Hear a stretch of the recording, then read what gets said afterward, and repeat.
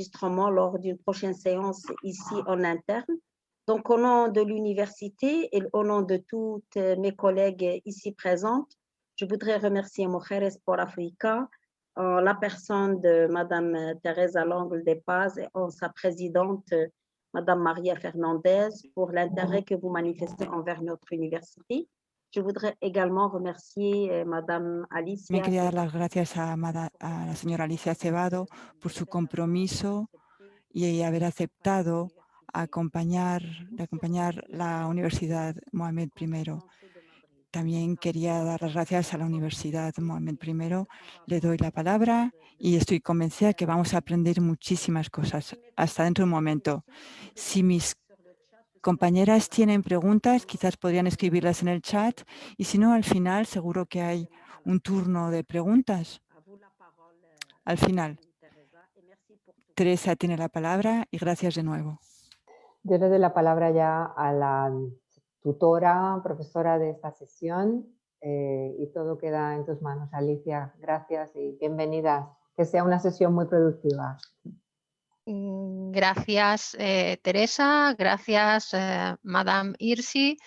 Y gracias a la Unidad de Igualdad de la Universidad Complutense de Madrid, a la Universidad Mohamed I y a la Fundación Mujeres por África por haberme invitado a impartir esta sesión y a poder hacerlo en tan buena compañía, con tantas mujeres docentes universitarias. La verdad es que es un auténtico placer y espero que en estos minutos que vamos a compartir pues podamos mantener una conversación que vaya o que fluya en las dos direcciones. ¿Vale? Pretendo que sea lo más interactiva posible esta sesión con las limitaciones que supone pues, el Zoom, básicamente. Bueno, para empezar, os quería pedir, bueno, os voy a tutear, también vosotras me podéis tutear a mí. Creo que de esta manera nos sentiremos más cercanas a pesar de la lejanía física. Y os voy a pedir también que si no tenéis vuestro nombre, que veo que sí, que todas tenéis el nombre, pero si hay alguna que no lo tenga correctamente, que lo cambie. Ya sabéis que hay en la esquina superior derecha, hay 3 puntitos, si marcáis ahí, al final hay una opción de renombrar. Y podéis poner vuestro nombre si no es el que aparece en el recuadro.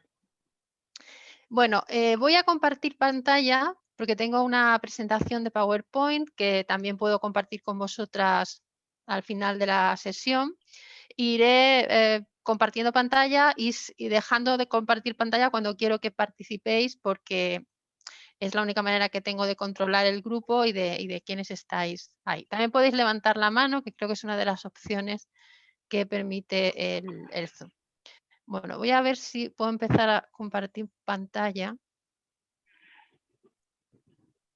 Creo que sí, ¿no? Estáis viendo ahora mismo mi pantalla. Bueno, otra cosa también que os quería pedir de carácter práctico es que si podéis silenciéis los micrófonos, salvo que queráis hablar. Queráis decir algo, me podéis interrumpir en cualquier momento, conectáis el micrófono y me interrumpís. Pero entre tanto, si no queréis hacer uso de la palabra, lo mejor es que mantengáis los micrófonos silenciados. Entonces, la sesión de hoy vamos a hablar sobre el coaching aplicado a la educación en el ámbito universitario, fundamentalmente porque es en ese ámbito en el que he desarrollado mi experiencia. Y he llamado esta sesión aprendizaje transformador, porque vamos a ver que ese proceso de transformación es uno de los objetivos de la aplicación de la técnica de coaching a la docencia, ¿no?, universitaria. Lo que vamos a ver a lo largo de la sesión de hoy es el resultado de, como ha dicho Teresa, ya más de 20 años de docencia en la universidad. Yo soy profesora de Derecho Internacional Público en la Universidad Carlos III de Madrid y es el resultado de mucha prueba y error. y de una búsqueda constante por encontrar unas aproximaciones pedagógicas y docentes que me procuraran pues, satisfacción, ¿no? que me permitieran reconciliarme una y otra vez con la labor docente, que no es fácil ni es sencilla, es una labor compleja en la que hay dos partes, esto tampoco lo podemos olvidar, estamos nosotras, que somos las docentes, pero también están los alumnos. Tiene que haber una interacción entre esas dos partes para que se pueda desarrollar todo este proceso del que vamos a hablar en la sesión de hoy. Para empezar, os preguntaría cuál es la idea que tenéis vosotras de coaching. Entonces, voy a dejar de compartir pantalla un momentito. Vamos a reflexionar. ¿Qué es lo que pensáis que es el coaching? Y aprovechando esa pregunta, pues vamos a empezar a conocernos un poco, que tenemos 2 horas por delante. Entonces, os pediría que me dijerais de qué materia sois profesoras, es decir, no todas, no vais a participar todas, os voy a decir yo, vais a participar todas a lo largo de la clase, pero ahora mismo os voy a ir diciendo yo, me decís a qué materia os dedicáis, cuál es vuestro ámbito de especialidad y qué es para vosotras el coaching. ¿Qué es lo que entendéis? Dites-moi, s'il vous plaît, que comprenez-vous par coaching? Ghislaine Assisi, par exemple. Est-ce que tu es là, Ghislaine? Je peux commencer, si vous permettez? Mais- Non, mais tu n'enlèves pas les masques pour parler. Os pediría que, por favor, Oui, allô? silenciarais Pas de los masque pour micrófonos. parler. C'est quand on parle, c'est là où on... Oui, mais je l'enlève. Non, tu n'as pas besoin. S'il vous plaît, اللي راها شاعلة الميكرو, s'il vous plaît, mesdames, اللي شاعلة الميكرو وكتهضر مع ses enfants, تطفي الميكرو, s'il vous plaît. S'il vous plaît, je suis désolée de vous le demander, s'il vous plaît.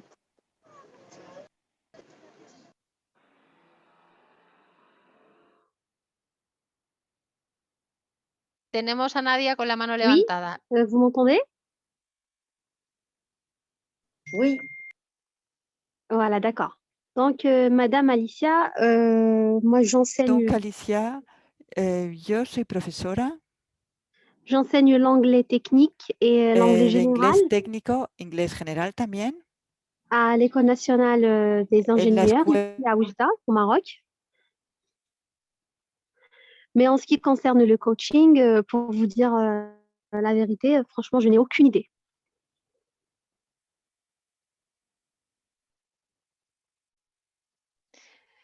Muchas gracias. Madame Alicia, je peux prendre la parole, Merci. s'il vous plaît? El Hassani. A ver, Nadia, que tienes la mano levantada. Nadia, Oui, Nadia. bonjour. Bonjour. ¿Cuál es tu ámbito de especialidad y a qué enseñas en la universidad y qué entiendes por coaching? Enseignes-tu à l'université et que comprends-tu par coaching? Oui, voilà, donc je suis enseignante de langue et de communication. J'enseigne aussi la psychologie de la communication, psychologie des organisations, etc.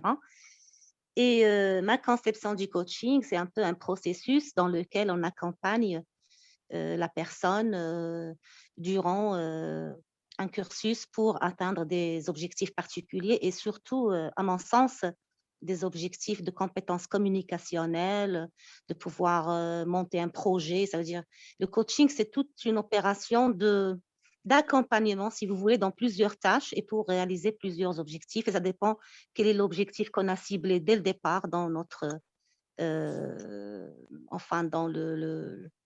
la progression qu'on va entamer pour coacher quelqu'un. C'est ma conception du coaching, modeste. Je crois que c'est comme ça que j'ai toujours perçu le coaching. Voilà. Muchas gracias. Merci beaucoup, Nadia. Y ahora aquí hay otra persona con la mano levantada que no ha... Une autre personne qui a levé la main, qui devrait, je vous demanderai qu'elle change son nom. Donc, on voit iPhone de Caroute. iPhone de Caroute, oui, on vous demande de changer votre nom si c'est possible. Oui, bonjour, c'est mon nom. Bonjour. Mon nom, c'est Sana Karout. Sana Karout. Voilà. Donc, professeur à l'École nationale de commerce et de gestion, toujours à l'Université Mohamed Ier. Et je suis enseignante du management général. Donc, par rapport à la question qu'est-ce que le coaching?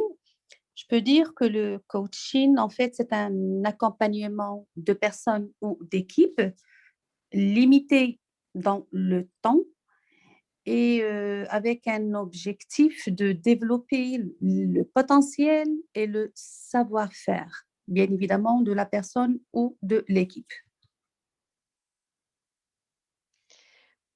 Muy bien. Muy bien. Très bien, Nadia, très bien, Sana, et très bien, Hassani, parce que vous avez participé, vous avez partagé votre curiosité sur le coaching. Comme Nadia a dit, et comme a dit Sana aussi, le coaching, c'est exactement ça. C'est un processus d'accompagnement. Il s'agit d'aider une personne ou un groupe de personnes pendant un temps limité, déterminé, pour atteindre les objectifs. Cette aide est réalisée de telle façon que la personne qui bénéficie de ce processus de coaching, ce qu'on appelle la personne coachée ou le coachee en anglais, pour que la personne coachée trouve elle-même la façon, les recettes, les techniques, les solutions qu'elle doit appliquer pour progresser vers son objectif. Voilà la définition du processus de coaching, comme l'ont si bien décrit Nadia et Sana. Il s'agit ici, donc je vais partager mon écran à nouveau avec la présentation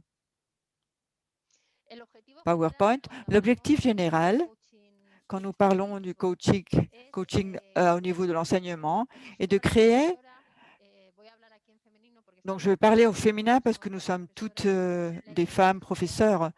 L'idée, c'est de créer un espace dans la classe pour que là, il y ait lieu une favorisation d'un processus d'apprentissage dans lequel les élèves puissent obtenir le maximum de ses capacités, de leurs aptitudes, il faut offrir aux élèves une expérience d'apprentissage qui soit vraiment transformatrice et qui comporte des éléments cognitifs, mais aussi des éléments émotionnels. C'est très important, l'élément cognitif. Nous connaissons toute la matière que nous donnons à nos élèves. Dans mon cas, c'est le droit international public et les relations internationales. Dans le cas de Sana, la gestion, le commerce. Dans le cas de Nadia, la psychologie appliquée à la communication. Chacune d'entre nous doit avoir une connaissance bien plus grande que les élèves de cette matière. Et nous parlons d'un processus de partage des connaissances à nos élèves. Et donc, ce transfert de connaissances, cette partie cognitive est fondamentale. Mais aussi, il faut connecter avec les élèves. Si nous voulons contribuer à leur donner une expérience complètement unique qui leur laisse vraiment un souvenir et qui les influence vraiment. Non, depuis le premier moment, je dois advertir, je dois faire cette petite nuance. Il faudra dire que ces techniques, quand nous parlons de techniques de coaching appliquées à l'enseignement avec les objectifs que vous voyez dans votre écran, ce n'est pas toujours possible dans tous les cours développer ceci. C'est nous qui devons déterminer à quel moment, avec quels étudiants, nous allons pouvoir appliquer ces techniques qui vraiment requièrent un effort de la part du professeur, mais qui requièrent aussi une certaine réponse de la part des élèves. Et donc, nous devons savoir si cette réponse peut être générée ou non. ça dépendra des matières. Je suis sûre que cela va vous sembler très familier. Des fois, on a vraiment très peu de temps pour donner un cours et une matière. Nous ne pouvons pas perdre 10 minutes. Nous devons vraiment avancer en même temps que le programme. Et donc, dans ces cours, c'est très difficile de développer ce processus de coaching. Mais il y a toujours une petite technique, un outil que nous allons pouvoir utiliser. Et je suis sûre qu'au long de votre travail en tant qu'enseignante, vous aurez des opportunités de développer ce dont nous allons parler aujourd'hui. Et puisque j'ai entendu Nadia et Sana, je suis sûre que beaucoup d'entre vous déjà appliqué certaines de ces techniques. Donc, ce que je voudrais, c'est que nous partagions nos expériences et que moi aussi, je puisse apprendre de vos expériences. C'est très important. J'imagine que vous développez toutes des classes individuelles avec les élèves ou vous aidez à certains élèves à faire leurs travaux de fin de cursus ou les thèses doctorales. Donc, il y a des moments, des opportunités para poder desarrollar todas estas técnicas de las que estamos développer toutes ces techniques dont on parle et dont on va parler. Ce n'est pas la même chose.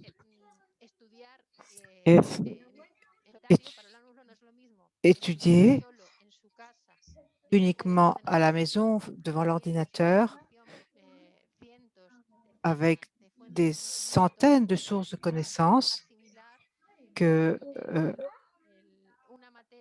assimiler une matière au sein d'un groupe qui est mené par une enseignante. Cette expérience d'apprentissage en groupe dans une salle devrait être beaucoup plus gratifiante et devrait apporter un plus qui n'est pas présent dans l'auto-apprentissage et l'apprentissage seul. Et par le biais de ce processus dont je vous propose aujourd'hui, ce que je veux, c'est favoriser cette expérience, puisque nous avons cette opportunité au quotidien dans nos salles de classe. L'apprentissage transformateur, et c'est ce dont nous allons parler aujourd'hui, ce processus que nous devons appliquer des techniques de coaching ont des éléments très importants. Il y a quelqu'un qui a son micro allumé et je ne sais pas qui, et on entend beaucoup de bruit. Est-ce que vous pouvez, s'il vous plaît, éteindre vos micros? Oui, je pense Hayat Berkhli, s'il vous plaît. Et puis, je pense que c'est tout. Merci, mesdames. Merci. Ok, ahora sí, ahora ha mejorado. Bueno, gracias. La idea que estábamos hablando de los pilares, ¿no?, de este proceso de aprendizaje. Podemos hablar en primer lugar que se pone en marcha la inteligencia colectiva, ¿no? Cuando aprendemos en grupo, pues estamos combinando capacidades diferentes y de alguna manera estamos movilizando un caudal mayor de inteligencia como resultado de esa colaboración y eso es muy interesante. On a juste un petit problème de traduction. La dame qui fait la traduction, s'il vous plaît. Maintenant? C'est mieux maintenant? Oui, c'est mieux parce que le son a été coupé. D'accord. Merci. Désolé. Donc, on va recommencer. Donc, je parlais de l'intelligence collective qui est un des éléments de base, qui est un rapport avec l'enrichissement que produit d'apprendre au sein d'un groupe dans lequel on collabore. Il y a des rapports, pas de concurrence, mais de collaboration. Et cela peut être extrêmement gratifiant. Et je suis sûre que vous-même, vous l'avez vu au sein de vos cours, comment cette expérience d'apprentissage en cours et de se développer en groupe est très positive pour l'élève. et aussi pour l'enseignante. Un autre élément aussi de base est le dialogue. Il s'agit de parler, d'avoir un dialogue, d'échanger des idées, des avis, des expériences. Et il faut être ouvert au dialogue, c'est-à-dire que nous devons avoir du temps pour ce dialogue. Nous ne pouvons pas arriver en cours et aller d'un cours à l'autre en parlant tout le temps. Non, il faut consacrer du temps à cet échange, non, à travers la parole. Un autre élément important est l'action, c'est-à-dire pouvoir assimiler cette connaissance à travers l'expérience. Je ne connais pas le système au Maroc, mais en Espagne actuellement et dans la plupart des pays européens, nous développons ce genre de transfert de connaissances où il y a une partie théorique, mais aussi une partie pratique, l'analyse de cas, par exemple, les expériences. Et tout le long du processus d'apprentissage, il se produit ce changement et cette transformation. Cette transformation est vécue pas simplement par l'élève, mais aussi par l'enseignant. Chaque fois que nous enseignons, c'est différent et c'est très intéressant car je suis sûre que bien d'entre vous, vous devez répéter la même matière chaque année ou même chaque semestre. Donc, lorsque nous développons ces techniques, lorsque nous nous engageons avec les élèves, nous connectons avec eux et en laissant qu'ils fassent partie de ce processus d'apprentissage, nous allons voir que le programme va changer tous les ans et cela est extrêmement intéressant. Donc, est-ce que nous sommes prêtes pour commencer cette expérience? Est-ce que vous êtes prêtes pour débuter cette expérience? Avant de répondre, je vais vous laisser un temps et vous allez pouvoir participer. Mais pour être bien sûr que vous êtes prête, ce que vous devez savoir que lorsque nous parlons d'un enseignant qui veut être une facilitatrice, qui veut instiguer ce programme d'apprentissage transformateur, il faut être prêt à ne pas évaluer, à ne pas savoir, à ne pas résoudre et à ne pas réagir. C'est-à-dire, c'est assez contre-intuitif par rapport à ce qui est attendu d'un enseignant ou d'une enseignante. Et bien sûr, cela a l'air un peu étrange car c'est tout le contraire de ce que nous pensons que représente un enseignant, car nous savons que les enseignants, enfin, nous sommes obligés, par exemple, d'évaluer. C'est vrai, nous devons évaluer d'une certaine manière. Mais ce que je veux dire là, c'est que nous ne devons pas être toujours en train d'évoluer. Il y a certains moments où il faut évaluer et d'autres moments où il ne faut pas le faire. Nous devons laisser d'autres objectifs prendre leur place. Et nous allons approfondir chaque élément pendant notre séance. Donc, l'enseignant ou l'enseignante qui veut jouer ce rôle de facilitateur, d'animateur, un peu éloigné du rôle traditionnel d'un enseignant universitaire. Donc, nous devons être prêts et vouloir que cette classe se développe par le biais d'un travail coopératif en motivant les élèves.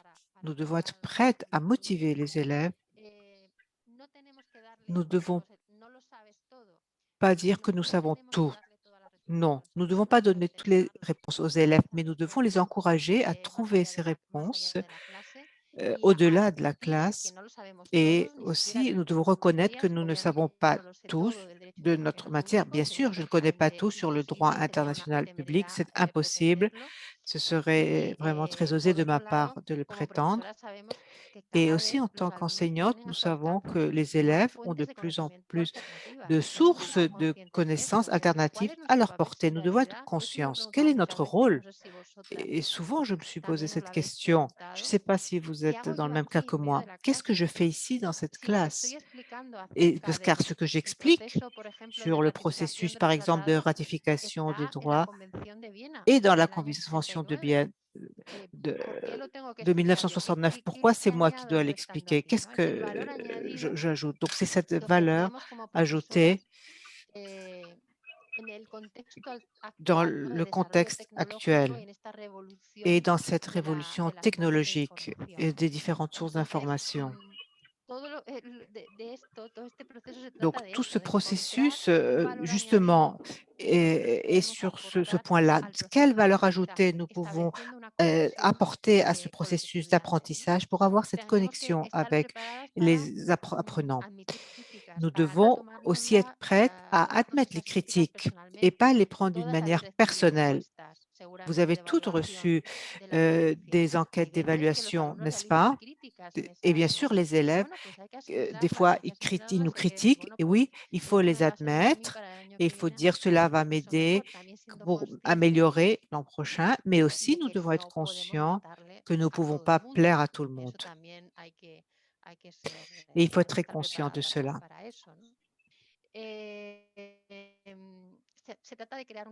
Il s'agit aussi de créer un espace où l'on puisse réfléchir, où l'on puisse contribuer avec des idées, où l'on puisse faire des propositions sans avoir peur, sans crainte aux notes, aux évaluations. Et nous parlons donc, comme vous voyez sur l'écran, c'est d'une proposition pédagogique. Il ne s'agit pas de faire de la magie ou ce n'est pas une aide, disons, de développement personnel. Nous ne sommes pas des psychologues, des élèves, mais il s'agit uniquement de trouver des formules pour, dans mon cas, trouver une formule qui me permette d'être plus à l'aise dans mon rôle en tant qu'enseignante actuellement. Et en sentant que je suis en train de contribuer et que je suis en train de favoriser un changement positif chez l'élève. Car aussi, vous devez être consciente de quelque chose qui est très important à mon avis, le privilège qu'elle suppose aujourd'hui où tout est immédiat, tout est rapide et où nous sommes bombardés par des nouvelles et par toutes sortes d'événements, le privilège que représente être dans une salle de classe avec 20, 30, 40. Maintenant, moi, être avec vous, avec 25 enseignantes et avoir la chance de parler et qu'on puisse m'écouter, pour moi, cela est un grand privilège et il faut savoir en prendre la mesure et reconnaître que c'est une grande chance. Donc, l'enseignante coach doit avoir aussi des capacités de leadership. Vous avez les caractéristiques principales de leadership sur ce tableau. Bien sûr, les valeurs et standards moraux sont très importants, surtout dans le domaine de l'enseignement. Deuxièmement, aussi pouvoir établir des objectifs et des lignes directrices claires. Aussi pouvoir communiquer des attentes et les adapter depuis le début pour que les élèves sachent qu'est-ce qu'ils peuvent attendre et qu'est-ce que nous attendons d'eux, qu'est-ce qu'ils attendent eux de nous et qu'est-ce que nous attendons d'eux. Je crois que c'est très important d'en parler lors de la première séance. Très souvent, vous avez commencé rapidement parce qu'il faut faire tout le programme. Et je crois que ça vaut vraiment la peine de consacrer une première séance à connaître les élèves avec lesquels vous allez passer des semaines et peut-être même des mois. Aussi, être flexible, avoir la capacité de changer d'avis et aussi d'options. Et même, je dirais, de méthodologie. Peut-être il y a un programme, ça n'est pas encore arrivé, Mais ça peut arriver que peut-être que vous souhaitez appliquer une certaine formule, mais peut-être elle ne marche pas car les élèves ne sont pas intéressés. Par exemple, ce sont des élèves qui travaillent, qui n'ont pas le temps, qui n'ont pas le temps de s'engager dans tout ce processus d'apprentissage comme celui-là, qui exige un effort supplémentaire aussi bien du côté du professeur que de l'élève. Et donc peut-être il sera mieux appliquer une approche traditionnelle et pouvoir changer et dire je vais revenir à ma méthode traditionnelle qui va être plus adaptée. Les objectifs, les résultats seront différents et à mon avis seront peut-être moins riches, mais ils seront adaptés aux circonstances et de notre groupe. Donc nous devons être capables de changer et de nous adapter. Et le dernier élément aussi, c'est la capacité de communiquer. Et pour une enseignante, c'est capital. Être capable de communiquer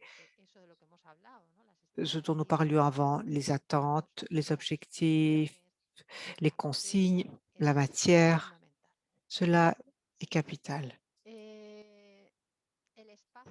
L'espace dans lequel prend place le processus est aussi très important.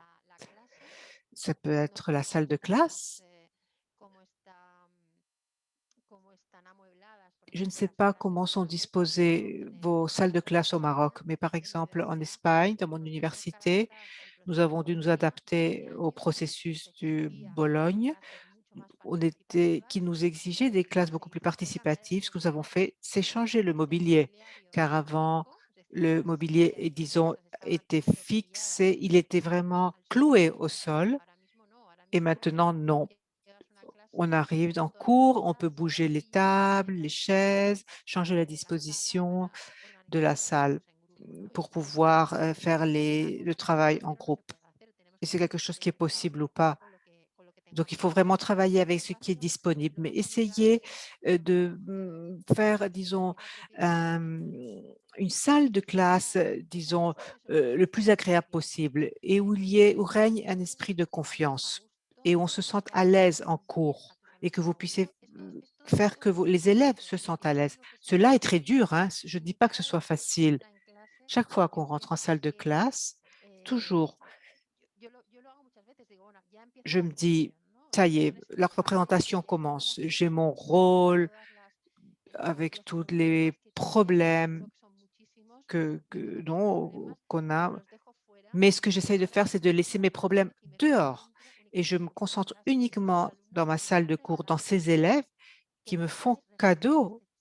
Vous me faites cadeau ce temps. Donc vraiment, vous méritez toute mon attention. Et il faut vraiment développer cette ambiance de confiance et que l'élève sache que ce qu'on va discuter en cours va rester non, dans notre cours, à moins que bien sûr on parle d'une sanction disciplinaire, mais je parle d'un comportement normal. Donc cela pour moi est capital, que l'élève sente que la salle de classe est un lieu sûr où les élèves puissent s'exprimer et aussi le bureau où nous accueillons les élèves. Le processus. Donc, il ne s'agit pas uniquement de transmettre un contenu, mais bien entendu, cela est capital. Bien sûr, c'est la base et il faut le faire. Le transfert de connaissances et de contenu et le respect du programme est capital. Mais il faut profiter de cette occasion qui se présente à nous pour aider les élèves à développer d'autres capacités, à travailler en équipe, à résoudre des conflits, qui se connaissent mieux eux-mêmes, à qui gagnent de la confiance en eux-mêmes, à ce qui connaissent quelle est leur motivation. Et tout ça va les aider. Ce sont des éléments qui vont les aider lorsqu'ils vont devoir entrer sur le marché du travail. Et aussi, il est très important de prendre en compte que les élèves ont différentes capacités. Et il faut concevoir des exercices, des cas pratiques et même des examens qui s'adaptent à cette diversité de capacités. Par exemple, si tous les examens que nous organisons, tous les exercices ont un rapport avec la mémoire, la capacité de mémoire. Nous sommes en train de privilégier les élèves qui ont cette capacité développée. Mais, par exemple, nous portons préjudice aux élèves qui ont peut-être moins de mémoire, mais peut-être qui sont très créatifs ou qui ont une grande capacité d'analyse. Donc, il est important de concevoir des exercices, des activités, des tests qui s'adaptent aux différentes capacités. Donc, comme a dit Shana et Nadia aussi, elle disait, il s'agit d'accompagner. Et oui, c'est ça, c'est accompagner, orienter. Il ne faut pas diriger et favoriser l'expérience. Aussi, le rôle de l'élève et de l'enseignant, très important. Donc, l'élève devient le centre.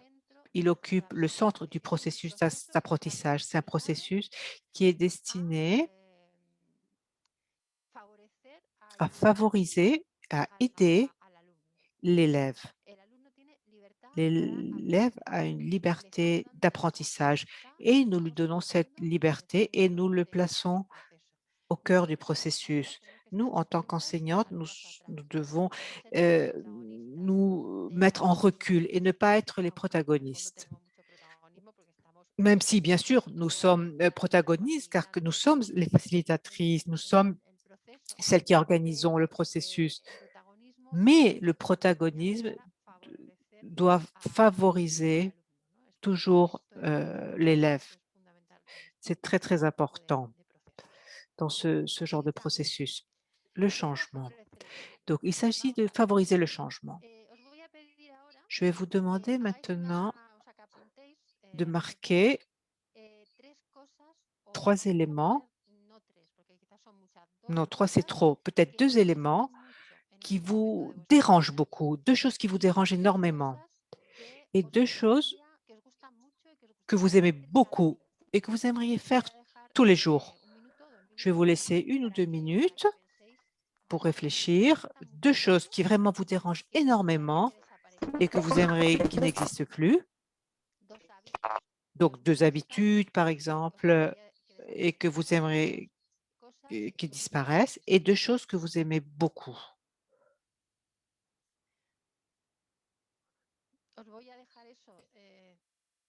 Donc, je vous laisse 2 minutes et puis je vais vous demander.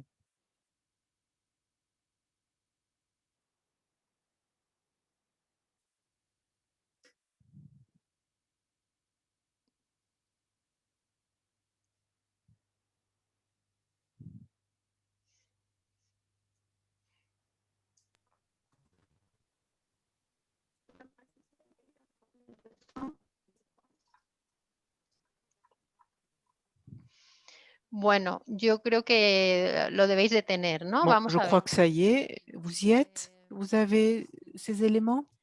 Alors, par exemple, Amansu, Saïda? Amansu?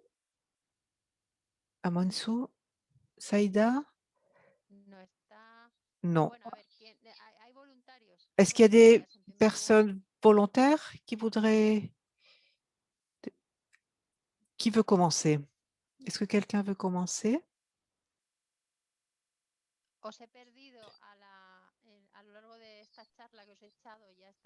Ah, j'ai l'impression qu'après mon grand discours, peut-être vous êtes plus aussi attentive.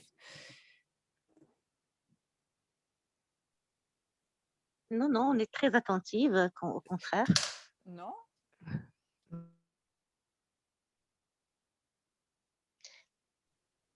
Me parece bien. Vamos a ver.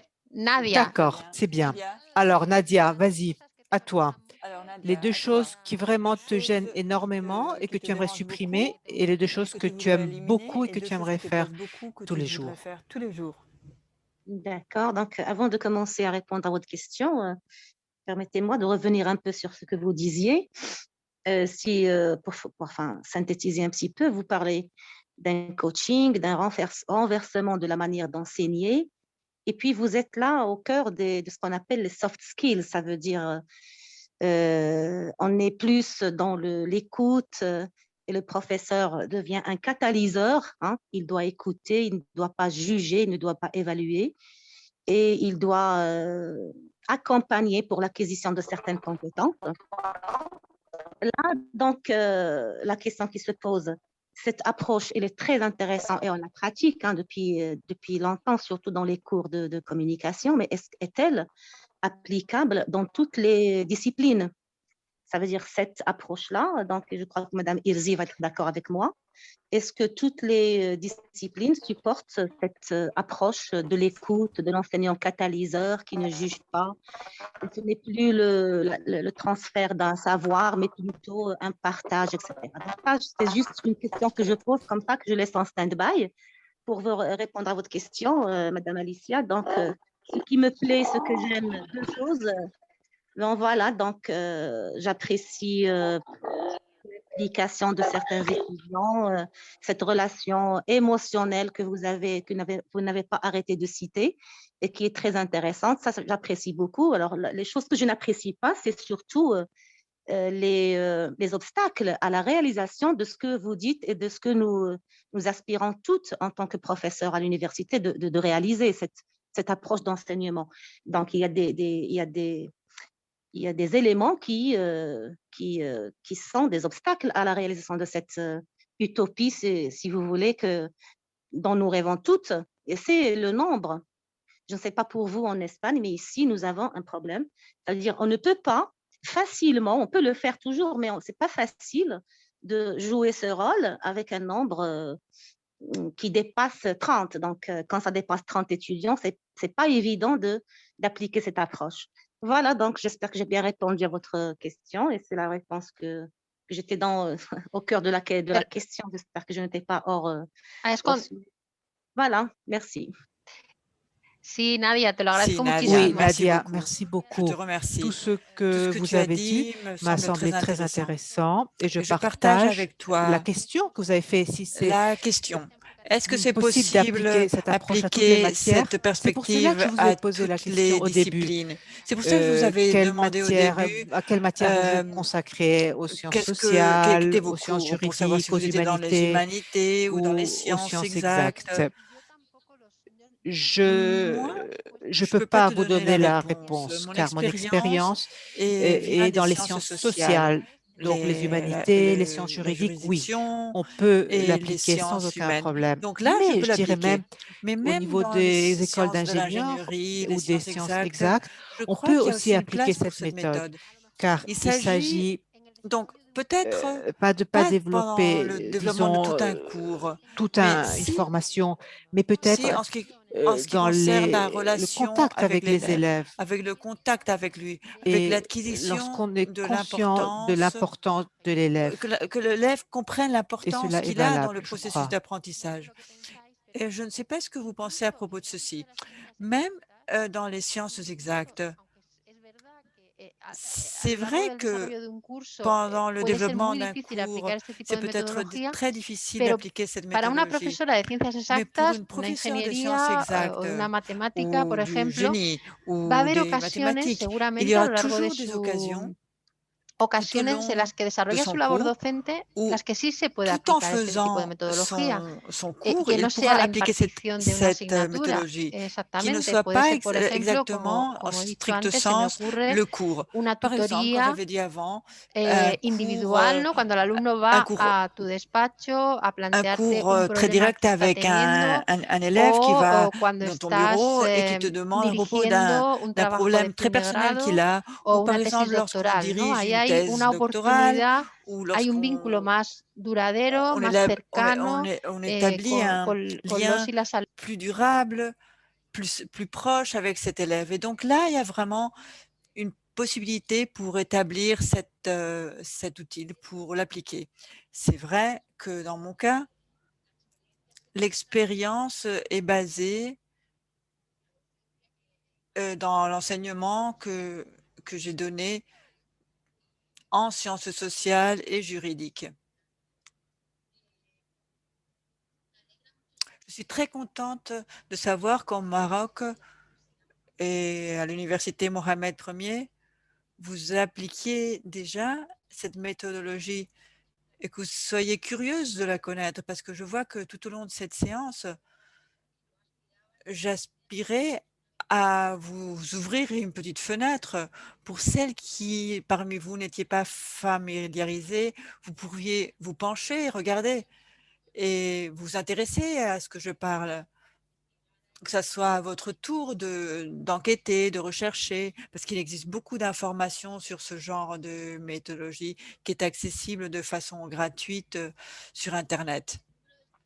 Et le nombre d'étudiants que tu as mentionné est un obstacle, bien sûr, pour cette méthodologie, si ça s'applique tout au long d'un cours. Mais probablement, il y aura des occasions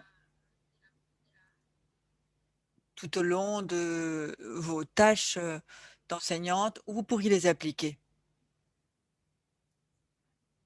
Quand je parlais d'obstacles et de choses qui ne vous plaisent pas, je parlais plutôt de votre domaine personnel. Tu m'as parlé des obstacles à l'application de cette méthode. C'est en relation avec les programmes que vous devez enseigner. Vous pouvez même avoir des obstacles avec le type d'examen que vous devez faire parce qu'ils sont déterminés par la chaire dont vous faites partie. Mais moi, je parlais plutôt des obstacles les obstacles dans votre vie quotidienne, de choses que vous faites habituellement ou des habitudes que vous avez qui interfèrent dans votre vie quotidienne et que vous pouvez changer, vous, c'est dans votre main de changer ces choses.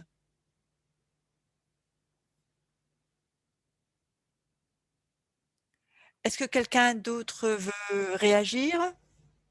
Oui, j'ai levé la main, Madame Irzi. Oui, oui, voilà. Merci Alicia de nous avoir fait ce panel d'informations qui nous a permis de nous évaluer. Vous étiez en train de faire la présentation et moi, j'étais en train de me projeter dans mes classes. Et donc, comme l'a dit ma collègue Nadia, pour certaines sections, il est facile de pouvoir donner le temps aux étudiants à ce qu'on ait des classes collaboratives, pas des classes où c'est nous qui sommes les maîtres de scène. Mais quand on a donc des séances qui sont courtes et des séances durant lesquelles il y a un certain nombre d'informations à donner à l'élève, donc nous nous contentons de ce qui nous est alloué comme programme à leur donner. Alors, la démarche que vous avez adoptée, qui est une démarche basée sur les éléments cognitifs et émotionnels, et combien est-ce que la crise du Covid nous a montré que surtout le volet émotionnel est important. Et l'émotionnel, moi, je vais le joindre avec le présentiel, parce qu'on a assuré des cours en distanciel, mais franchement, quand j'ai eu l'occasion, par exemple, pour certaines promotions, de les voir cette année, donc, ils sont venus me voir pour vraiment soit me dire quelques remarques, soit me remercier, etc. Mais l'émotionnel, nous ne pouvons l'évaluer ni travailler avec que si on est en présentiel. Parce que avec la crise du Covid qui continue encore, et pour laquelle moi j'ai des craintes de l'avoir chopée parce que j'ai fait une analyse ce matin. Je commençais à avoir des petites douleurs au niveau de la gorge, c'est juste entre parenthèses. Donc, ça, des fois, on est obligé de nous confiner chez nous et de travailler avec les machines. Et là, il y a une grande partie qui est perdue en matière de formation, d'accompagnement des jeunes. Alors, moi, je suis tout à fait d'accord avec vous sur cette méthode collaborative. Je la fais généralement au début des séances. J'essaie d'échanger avec les étudiants. Nous avons une université qui reçoit des étudiants qui viennent de 8 provinces de la région. Donc, 8 provinces, c'est vraiment c'est un espace étendu. Et puis, dans certains établissements, et pour les masters, nous avons des étudiants qui viennent de partout du Maroc et nous avons aussi des étudiants étrangers. Et donc, des fois, j'essaie de créer cette dynamique au sein du groupe. La semaine dernière, j'avais un cours Et j'avais 5 étudiants qui sont des étudiants étrangers et chaque étudiant et étudiante sont venus de pays lointains. Donc, j'ai essayé de créer une dynamique. Cette dynamique, elle est vraiment très, très intéressante. D'ailleurs, dans les organisations, je ne suis pas spécialiste, mais je lis beaucoup d'ouvrages autour de moi pour pouvoir booster l'innovation. Donc, il est primordial de laisser les gens travailler seuls d'abord. Donc, on pose une problématique et on donne à ces jeunes le temps de réfléchir chacun pour voir sa façon de rechercher, de remédier les problèmes. Peut-être nous qui sommes des enseignants, on peut des fois passer à côté de l'information qui est la plus correcte. Mais je vous le dis et j'en suis fière, parfois les étudiants nous ramènent de l'information qui est plus correcte que celle que nous essayons de leur véhiculer. Parce qu'eux, ils voient les choses d'un angle qui n'est pas le nôtre. Moi, je travaille sur les sciences qui ont une relation avec la nature. Et dans la nature, il y a beaucoup de phénomènes qui se passent. C'est une science qui est basée sur l'observation, sur le traitement des données et surtout sur l'analyse. Et donc, chaque esprit ou chaque étudiant, chaque étudiante voit les choses à sa façon. Et je pense que si on voudrait booster l'innovation et la création, il vaut mieux laisser donc les étudiants travailler, leur laisser ce champ de liberté pour qu'ils puissent donc innover et réfléchir au lieu de leur donner de l'information, de les doper d'informations. Mais malheureusement, pour certains modules, pour certaines formations, on est obligé de faire un certain contenu, l'adapter à des séances bien précises et le temps ne le permet pas. Donc voilà. Cette méthode que vous avez évoquée, je la fais généralement avec les étudiants qui sont de niveau master et je la réussis. Mais avec les étudiants de première année, des fois, on est limité par le temps. On n'a pas beaucoup le temps d'échanger avec eux, sauf des fois au début ou à la fin, quand, si vous voulez, la marge horaire nous le permet. C'était juste une remarque que je voulais donc vous annoncer. Et merci, Madame professeure Alicia, pour la conférence. Merci pour d'être parmi nous. Nous espérons vous voir parmi nous et un jour, et espérons que cette crise pandémique nous laisse en paix pour qu'on puisse se voir en présentiel. Et merci. Merci à toutes les dames qui sont présentes avec nous.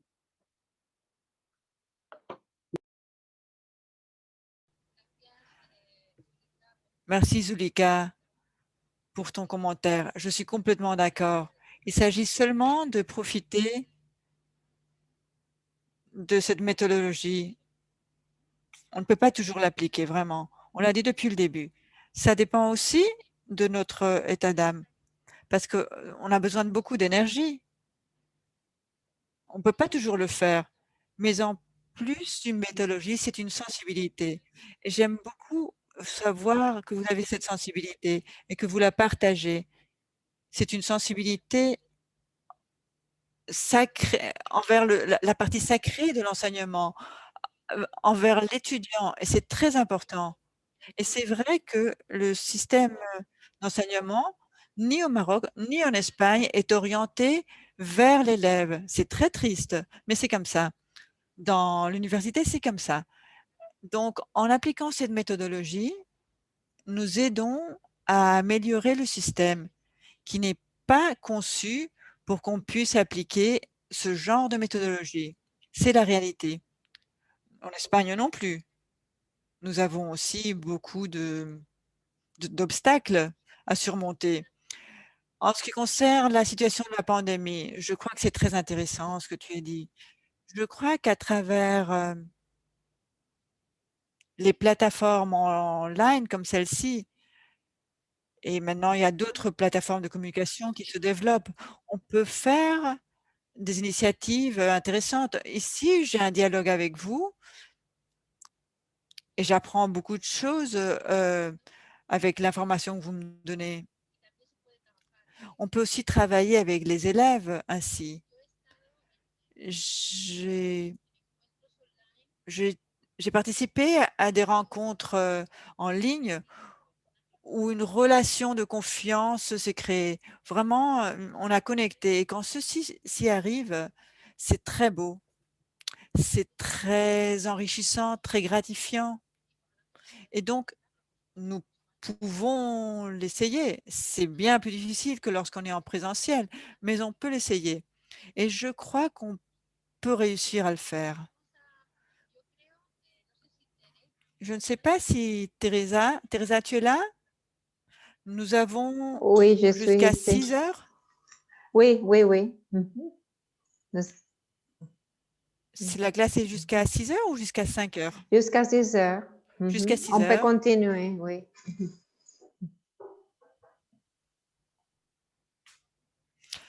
Donc, nous allons continuer. Nous n'avons que commencé.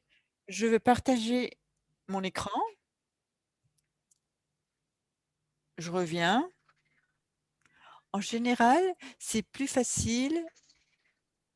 Donc, vous avez sûrement identifié avant les points négatifs avant d'identifier les choses positives. C'est toujours plus difficile d'identifier les choses qu'on aime, les choses positives.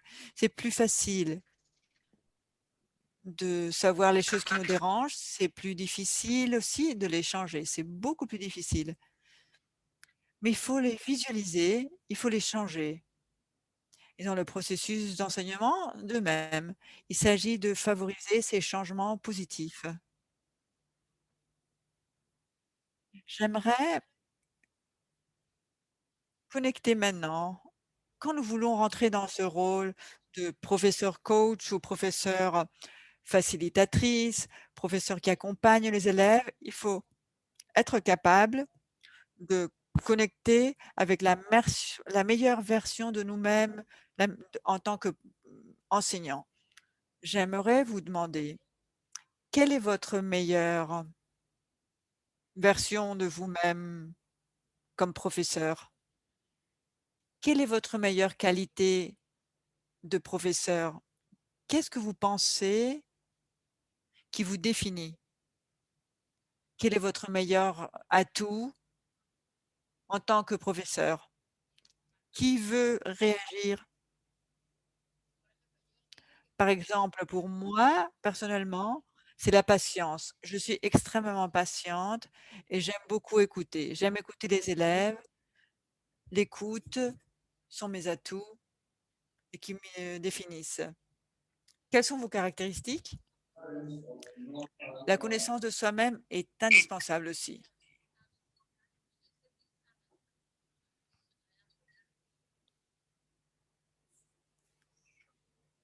Sana? Oui? Oui, rebonjour. Donc, ce que je peux Rebonjour. rajouter par rapport à vos qualités qui se rapprochent un peu des miennes, au-delà de l'écoute, je peux dire la disponibilité. L'écoute, la patience et la disponibilité. Donc, en tant que professeur, je juge le fait d'être beaucoup disponible à mes étudiants, c'est une valeur ajoutée. La patience et aussi l'écoute. Et voilà.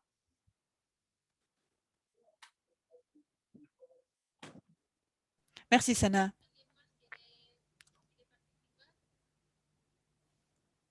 Quelqu'un d'autre veut participer? Et comme ça, je vous connaîtrai toutes.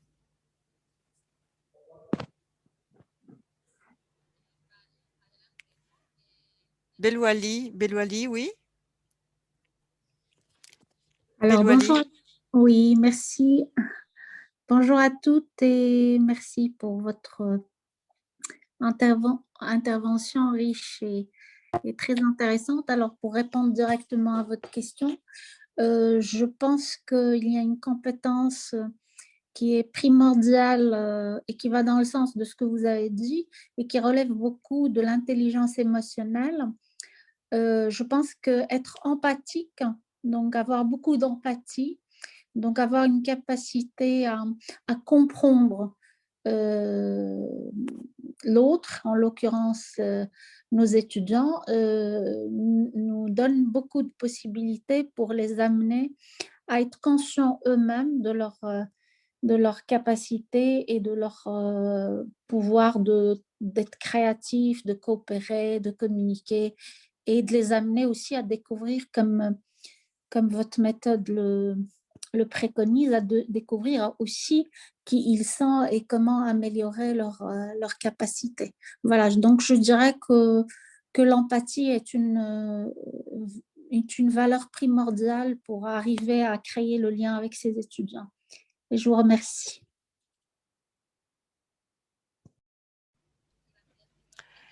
Merci, Belwali. Oui, effectivement, l'empathie est un aspect fondamental. Aussi, la disponibilité dont a parlé Nadia, dont a parlé Sana. Nadia, est-ce que tu voulais ajouter quelque chose par rapport à tes atouts, à tes qualités?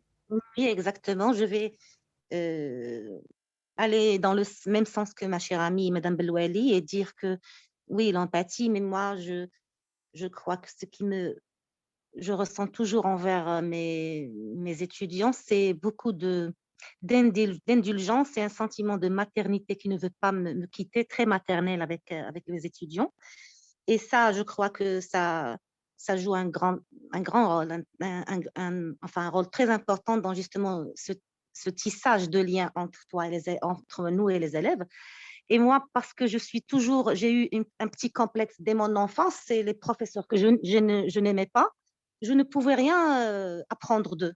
Je reviens à quelqu'un, je ne sais pas qui a dit « je ne t'aime pas, tu ne peux rien m'apprendre ». Il y a quelqu'un qui a dit ça, et il est célèbre, mais son nom ne me revient pas maintenant. Mais j'ai toujours ce sentiment parfois même de pitié vis-à-vis de mes élèves, pas une pitié nécessairement, ça veut dire corroborée par un lien logique, mais je ne sais pas, j'ai toujours cette indulgence, je ressens, qui me qualifie le plus par rapport à mes élèves. Et là, ça rejoint ce que ma chère amie Saïda Belwali a dit, c'est de l'empathie, c'est ce dont vous avez parlé vous-même, Madame Alicia, cette patience. Donc, c'est un tout, hein, c'est un tout. Voilà, merci. Merci à toi, Nadia. Donc, vous pouvez toutes me tutoyer parce que moi, je vous tutoie. Donc, ça me fait sentir extrêmement mal si nous ne nous tutoyons pas toutes. Oui, Zulika. C'est votre tour, Zulika. Oui, je ne vais pas trop m'attarder, mais franchement, Nadia, elle a dit beaucoup de choses, Saïda aussi, mais je voudrais juste appuyer un point qu'a soulevé Nadia, qui est, nous, en tant que femmes, on a déjà plus de facilité d'être dotées d'empathie parce qu'on a certains sentiments, des sentiments que beaucoup d'hommes n'ont pas. Et puis, je voudrais ajouter juste une chose, la passion pour le métier. Et donc, je pense que quand on est passionné par ce qu'on fait, on va faire tout pour réussir. On va s'adapter, on va écouter, on va ouvrir le dialogue. Moi, des fois, ça m'arrive quand je vois qu'il y a des étudiants qui ne se concentrent pas, qui ont des difficultés, etc. J'essaie toujours de créer un peu d'animation au sein de la classe.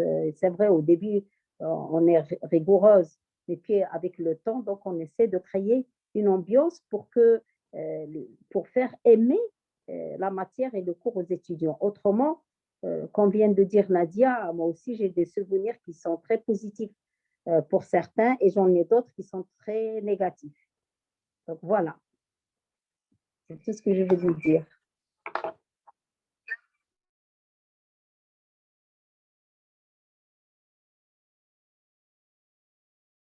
Important, très intéressant ce que vous avez dit. C'est très important que lorsqu'on va commencer un cours, nous allons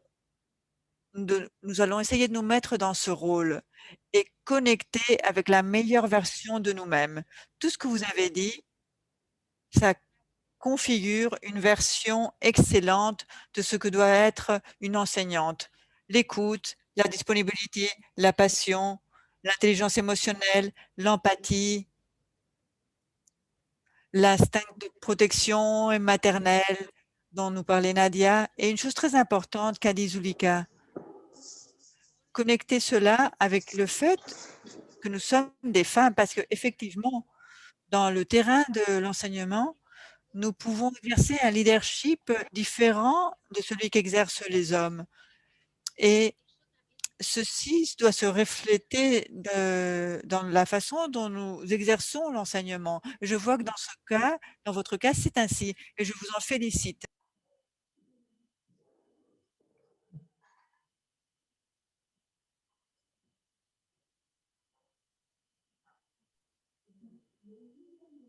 Et aussi un autre élément très important dont vous avez toutes parlé, nous ne devons pas uniquement offrir à l'élève la meilleure version de nous-mêmes, mais au moins l'essayer. Et vraiment, ce n'est pas grave si un jour nous n'offrons pas la meilleure version de nous-mêmes. Nous ne sommes pas des femmes parfaites et nous pouvons toutes avoir une journée où les choses ne marchent pas aussi bien. Mais nous devons être capables que les élèves nous offrent leur meilleure version d'eux-mêmes. Nous devons créer cet espace et cette opportunité pour que les élèves aussi puissent nous offrir la meilleure version d'eux-mêmes. Si nous voyons qu'un élève ne va pas, qu'il ne donne pas les résultats, il a une attitude négative, il ne nous offre pas une autre version de lui-même. Nous pourrons peut-être l'aider.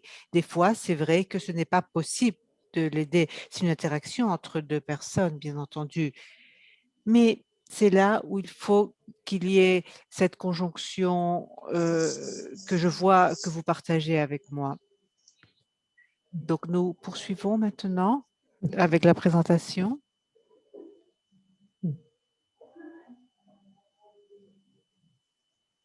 Donc, j'ai déjà dit, donc, l'enseignante qui ne sait pas. Donc, qu'est-ce que ça veut dire? Comme vous avez bien dit, nous ne sommes pas le seul point de référence. Et actuellement, bien entendu, cela est clair. Et cela dépend beaucoup des disciplines. Si je parle de droit international public, je ne suis pas la seule référence. Et il y a des centaines de références. Mais si je parle de comment résoudre une équation ou d'une opération mathématique très précise, là, le professeur va pouvoir offrir un enseignement très précis et particulier, mais il est toujours bon d'encourager les étudiants à rechercher ces autres points de référence. Ne pas réagir. Donc, que cela veut dire? Ne pas contrôler. Donc, ne pas contrôler nos réactions. Donc, bien sûr, des fois, il faut réagir, mais il s'agit que lorsque nous réagissons, nous le faisons d'une manière contrôlée et pas précipitée, dans la mesure du possible, bien sûr.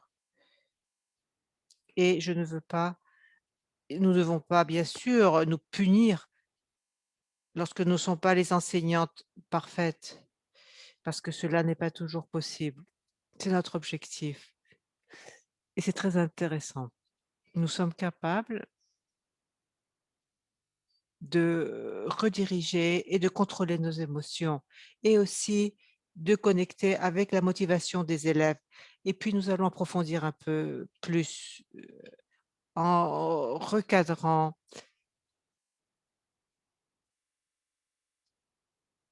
ne pas juger. Et dans ce point-là, il est très important comment nous percevons les choses. La manière dont nous percevons les choses nous fait réagir d'une manière qui n'est pas satisfaisante ou qui nous cause de la douleur ou qui nous rende mal à l'aise. Peut-être nous devons changer la manière de faire pour ainsi pouvoir changer aussi notre manière d'agir. Donc, ne pas juger.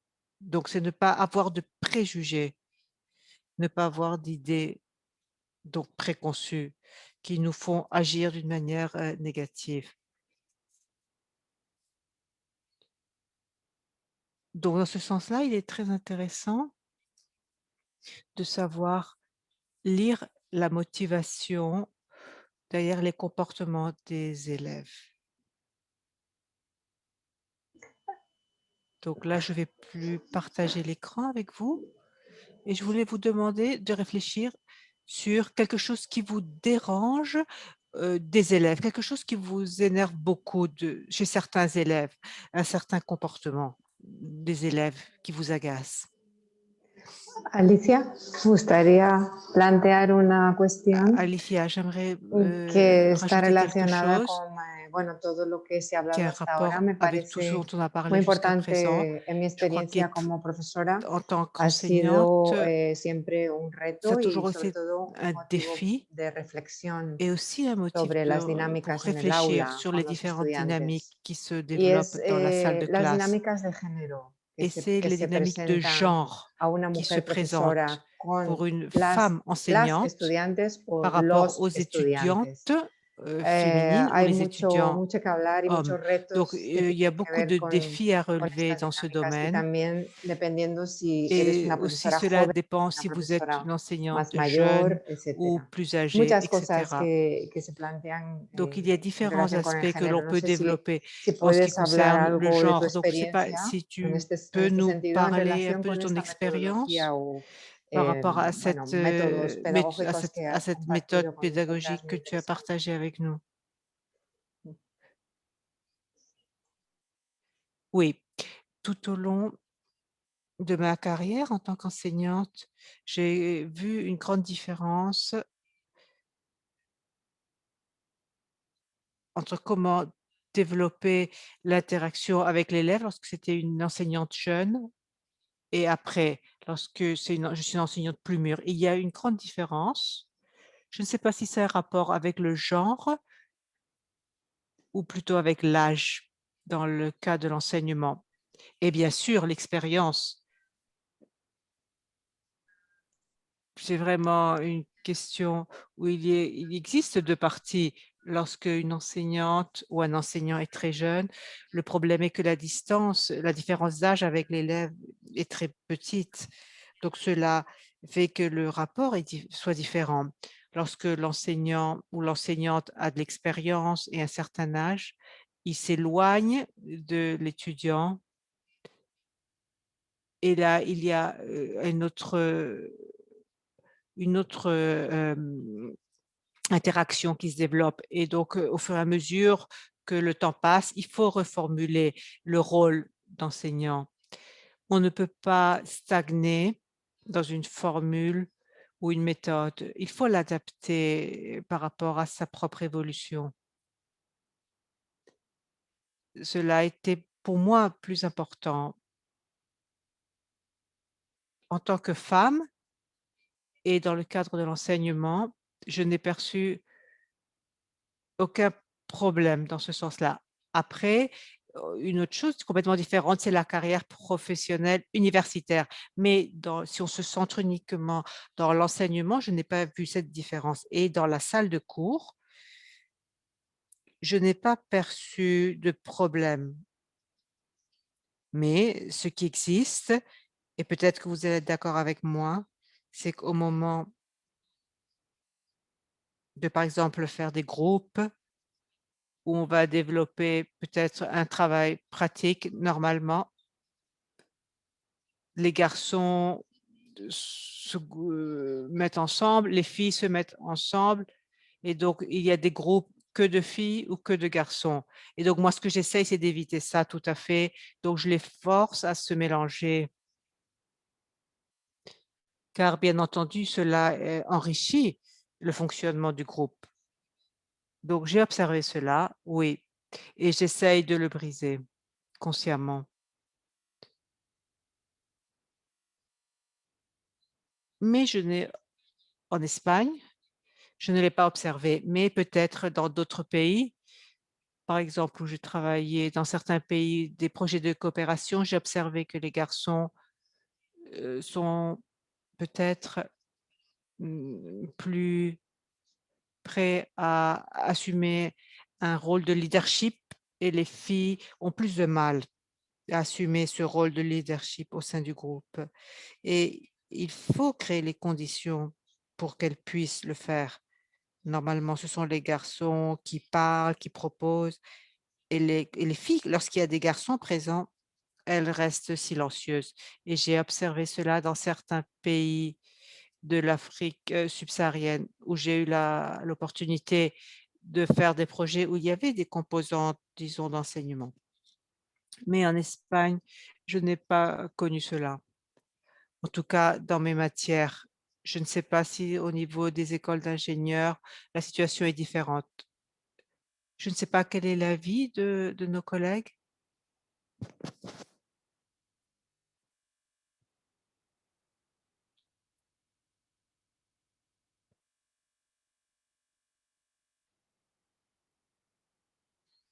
Nadia, vas-y. Oui, alors pour cette approche genre, vous avez dit, Madame Alicia, que c'était plutôt les garçons qui étaient leaders par rapport au travail en groupe. Alors, c'est tout à fait le contraire à travers mon expérience personnelle. Je ne sais pas pour les autres collègues, mais dans mes classes, c'est toujours les filles qui prennent le dessus, donc qui sont actives, qui sont plus assidues, plus dynamiques. C'est bizarre, mais ça a toujours été la remarque que j'ai faite, c'est les étudiantes filles donc sont beaucoup plus dynamiques, plus présentes, plus chaleureuses dans leur feedback, etc. Alors, par rapport à la question que vous avez posée, Alicia, au début, qu'est-ce qui, justement, en rapport avec ce que je viens de dire pour les garçons, donc, qu'est-ce qui me dérange le plus chez l'étudiant, c'est le laxisme et la nonchalance de quelques éléments qui, vous avez beau travailler et retravailler avec eux, les coacher, les secouer, les bercer quand vous voulez, mais la nonchalance, on dirait qu'elle est innée, génétique. Il y a des gens qui ne bougent pas. Et voilà, donc j'espère que j'ai répondu à votre question. Merci.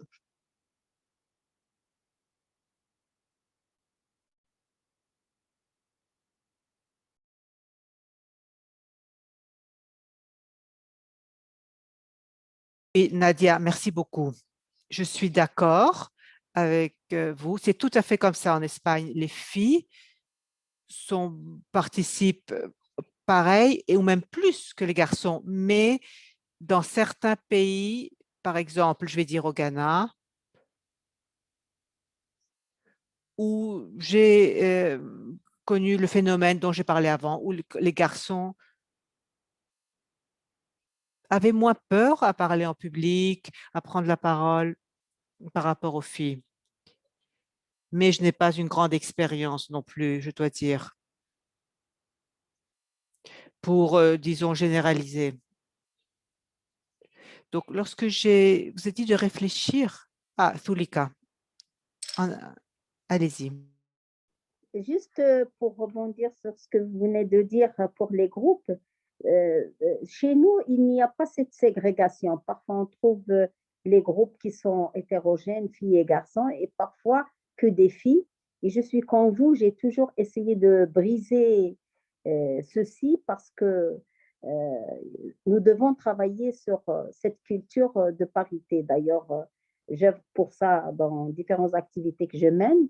Et il y a une chose qu'on vient de le dire, Nadia, c'est vrai, nous constatons de plus en plus que ce sont beaucoup plus les étudiantes qui sont plus studieuses. D'ailleurs, pendant la pandémie, la présence n'était pas vraiment très pénalisante. Moi, j'enseigne dans la faculté des sciences et parmi la majorité des présents, c'était que des filles. J'avais des classes où il y avait des classes, parce qu'on a fait des classes un peu dont les effectifs étaient trop faibles, entre 12 et 15. Et généralement, sur les 12 à 15 présents, j'avais soit que des filles, quand il y avait des garçons, ce soit un garçon ou deux. Et je me disais, ils sont où les garçons qui ne viennent pas faire leurs travaux pratiques? Donc, et ça, c'est vraiment... et quand je regardais la liste, sur la liste qu'on me donne, il y avait des noms de garçons, mais les garçons sont les plus absents. Dernièrement, même dans des résultats, dans un des établissements de notre faculté, de notre université, il y a eu un concours et les 10 premières places, c'était des filles. Donc, et les filles qui ont excellé. Et je constate aussi, même dans les disciplines que j'enseigne, il y a environ plus qu'une quinzaine d'années, nous constatons que les filles sont plus studieuses que les garçons. Et nous constatons qu'au niveau de l'université Mohamed Ier, nous avons un effectif des filles qui dépasse celui des garçons. 52% des étudiantes dans tous les établissements. Nous avons une grande université de 8 établissements. Nous avons 52% de filles. Donc, je ne sais pas Mais après, on trouve très peu de femmes qui sont dans des responsabilités. Plus tard, je veux dire. Donc, il faut qu'on travaille sur cette approche culturelle, comme vous dites. Vous avez évoqué le leadership. Et j'aimerais bien que s'il y a possibilité avec la Fondation Mujeres por Africa, on fasse des séminaires dans ce sens-là. Donc, je l'ai fait avec une autre fondation dernièrement pour booster la femme à se positionner, à faire émerger sa compétence parce que culturellement, chez nous, il y a une part de la responsabilité des mamans la responsabilité des mamans qui, quand elles éduquent leurs enfants, filles ou garçons, ils ne sont pas élevés de la même manière. Et donc ça pose un problème dans la société. Je ne sais pas, bon, chez vous, je ne sais pas si c'est la même chose. Donc, je connais un petit peu le contexte européen. Mais chez nous, chez certaines familles, les choses commencent à changer. Quand il y a un garçon et une fille dans une maison, donc la fille, c'est beaucoup plus... on essaie de l'élever de telle façon à ce qu'elle soit d'abord une bonne femme de foyer. Il faut qu'elle prenne soin de sa maison, d'elle-même, de ses frères, etc. Et le garçon, c'est toujours... il est servi par sa sœur. Et ce sont des choses que nous combattons, nous. Mais il y a un changement, nous le sentons actuellement chez beaucoup de jeunes femmes. Et sur ça, nous voudrions bien continuer à travailler là-dessus. Je ne sais pas si mes collègues partagent ceci. Et donc, voilà, nous essayons de remédier à ça au niveau de l'université. Donc, quand il y a cette ségrégation qui est sentie dans les classes, donc nous essayons vraiment de montrer que tous les deux sont capables ensemble de mieux faire,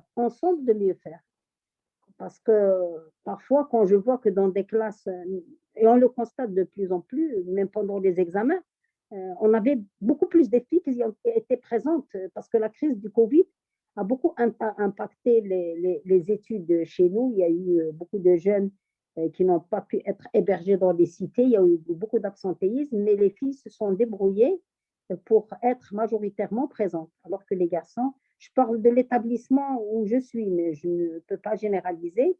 Moi, je suis à la faculté des sciences, mais nous avons constaté, pas rien que moi, beaucoup de mes collègues, que la présence de ceux qui sont présentés aux examens, c'était beaucoup plus des filles.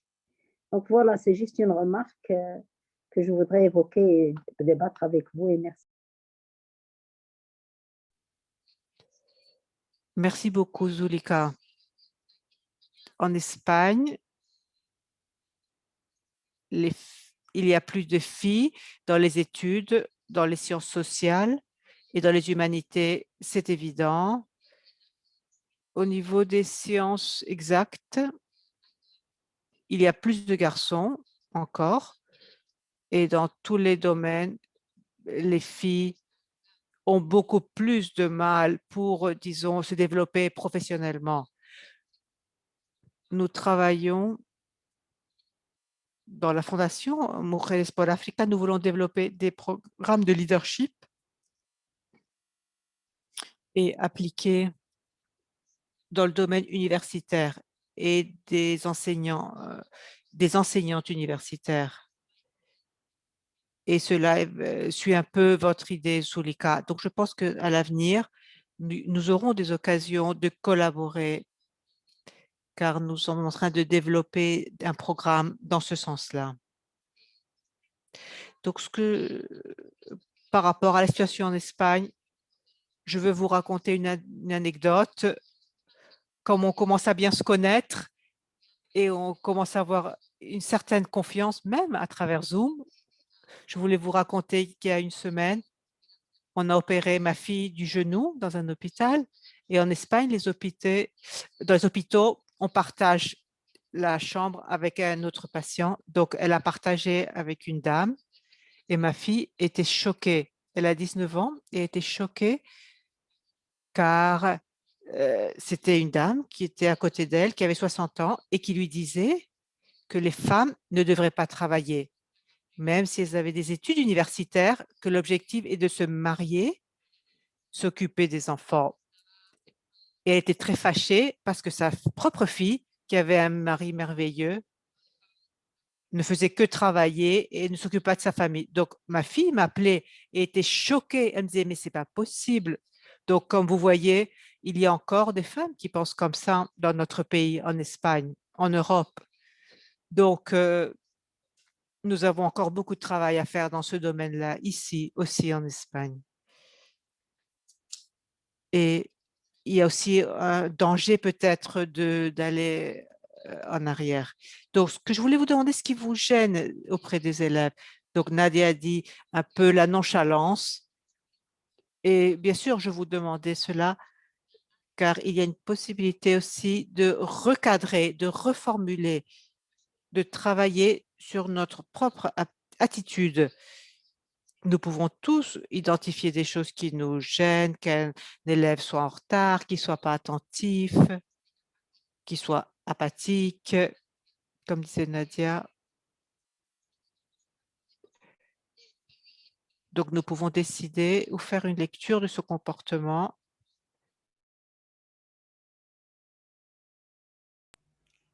Ils n'ont pas d'intérêt, ils ne nous écoutent pas, ils n'ont pas de respect pour nous. Il y a un manque de considération de la part de l'élève. Ils me font la vie plus difficile, ils me compliquent la vie.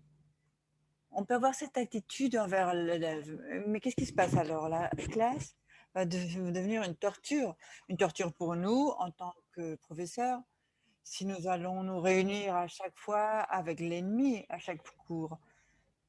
Donc, ça sera une torture aussi pour l'élève qui doit souffrir notre mauvaise ambiance à chaque cours. Donc, nous pouvons voir que c'est vrai, les élèves ne sont pas suffisamment engagés avec cette matière, avec un cours, mais nous devons voir aussi ce qu'il y a derrière cela, en plus que cela. Une chose fondamentale alors, c'est ne jamais prendre sa situation personnellement. Nous ne devons pas penser que cette nonchalance a une relation avec nous, mais qu'elle a cette nonchalance a une autre raison. Par exemple, nous pouvons leur demander, mais combien d'heures tu as eu aujourd'hui avant mon cours? Combien de travail? Donc, quand on leur demande de faire un exercice ou un exposé, et ils commencent à se plaindre. Donc, on peut leur demander combien de professeurs vous ont déjà demandé pour aujourd'hui un exercice, combien d'exposés. Des fois, nous ne sommes pas conscients que notre matière est une de plus pour eux. Ils ont beaucoup d'autres matières où on leur exige aussi des travaux pratiques à faire. Et donc, des fois, ils ont besoin d'un soutien. Si par exemple, ils ont beaucoup d'examens, on peut leur demander combien d'heures ils ont étudié. Ça ne justifie pas tous les comportements, mais ils peuvent peut-être expliquer certains comportements. Et cela peut nous aider à percevoir d'une autre façon les choses et changer notre attitude. Et ainsi, nous pouvons décider ce qu'on va faire, comment on va réagir, et nous devrions réagir de la meilleure des façons. Nous pouvons aussi aider les élèves à recadrer. Il ne s'agit pas seulement de nous et de travailler notre attitude, mais il faudrait travailler leur propre attitude. Si un élève nous dit « Oh, je ne suis pas doué pour parler en public », par exemple, ou un élève ou même une collègue de travail, parce qu'il y a des enseignants qui ont du mal à parler en public. Donc, s'il nous dit « je ne suis pas doué pour faire ça », je n'ai pas des bonnes qualités pour parler en public. Donc, on peut peut-être l'aider. On peut lui faire comprendre que peut-être, lui demander: «Est-ce qu'il y a déjà une occasion où tu as parlé en public et tu t'es bien senti, tu as été satisfaite de ce que tu as fait? Tu as eu de la joie à le faire? Est-ce que c'est une souffrance de parler en public? C'est la même souffrance que de parler avec une personne, tête à tête, face à face? Que peux-tu faire pour améliorer cette expérience de prise de parole en public? Est-ce que tu as peut-être pensé que parler en public, c'est un cadeau? C'est une opportunité que tu pourrais profiter?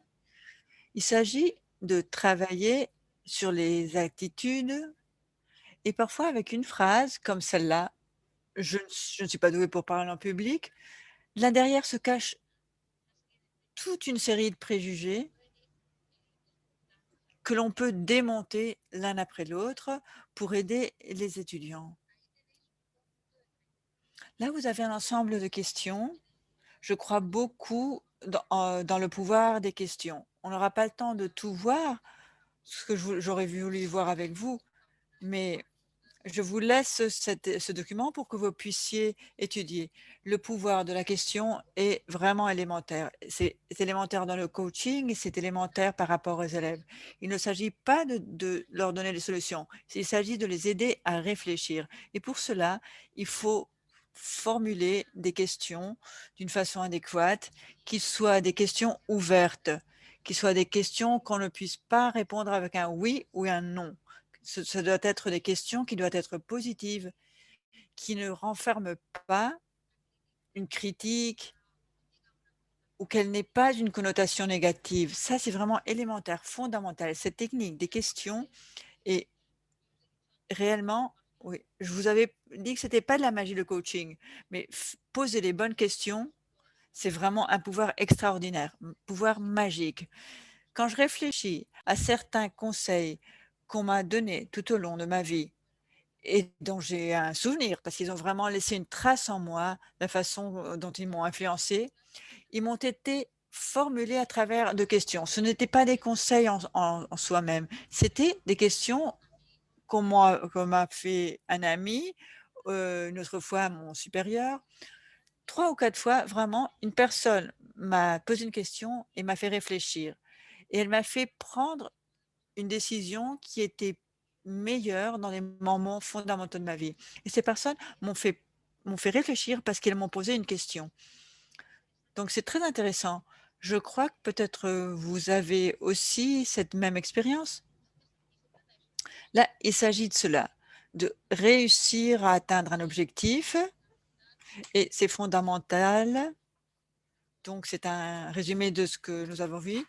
Nous ne savons pas, il faut que nous soyons en silence, ne pas juger, il faut comprendre, il faut aider l'élève pour qu'il change son attitude envers un défi, envers une attitude et à le mobiliser. Tu dis que tu n'es pas doué pour parler en public. Une fois que tu as compris le problème de toute façon, que tu as reformulé, que peux-tu faire pour améliorer cette expérience de la prise de parole en public? Il faut le mobiliser pour atteindre l'objectif déterminé. Le silence, je vous avais dit, l'écoute est fondamentale. Ce qu'on appelle l'écoute empathique, c'est une écoute qui est centrée en l'autre personne, dans l'orateur. Normalement, les obstacles qu'on trouve pour écouter sont, vous le voyez là à l'écran, on fait une écoute filtrée, je vais vous expliquer bientôt. Nous voulons faire vite, nous voulons rapidement donner un conseil, une réponse, nous sommes impatients, nous ne sommes pas à l'aise avec le silence. Tout ça, ce sont des obstacles pour l'écoute. Il faut qu'on y travaille.